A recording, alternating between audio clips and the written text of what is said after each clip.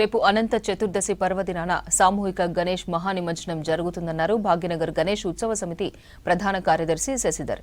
భాగ్యనగరంలో అన్ని శాఖల సమన్వయంతో అద్భుతమైన ఏర్పాట్లు చేశామన్నారు. 46వ సామూహిక నిమజ్జనంలో సుమారు 40 లక్షల మంది ప్రత్యక్షంగా పాల్గొంటారని అంచనా వేశామన్నారు. అన్నప్రసాదాలు, మంచినీరు, మెడికల్ క్యాంపులు, భద్రతా ఏర్పాట్లు పూర్తి చేశామన్నారు శశిధర్.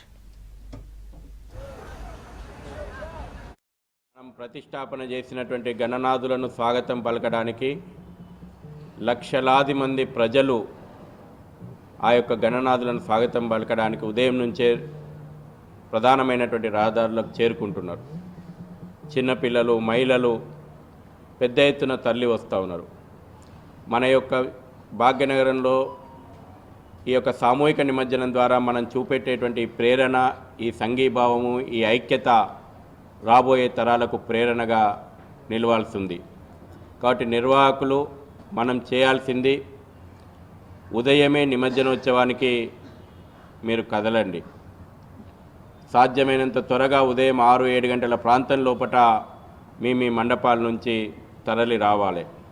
మన యొక్క మండపం ఈ సమాజం లోపల ప్రేరణగా నిలవాల. ఒక ఆధ్యాత్మిక వాతావరణం లోపల తరలి రండి.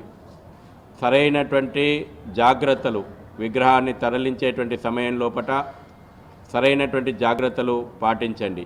ఈ పాటికే ప్రధాన రహదారుల లోపల ఎలక్ట్రిసిటీ వైర్లు తొలగించే ప్రక్రియ కూడా పూర్తయింది. దురదృష్టం, మండపాలు తీసుకొచ్చేటువంటి సమయంలో కొన్ని సంఘటనలు జరిగి విలువైనటువంటి ప్రాణాలు పోయినాయి. కాబట్టి నిమజ్జనోత్సవం లోపల ఎలాంటి ప్రమాదాలు జరగకుండా సరైనటువంటి భద్రతా ప్రమాణాలను మనమే పాటించాలి.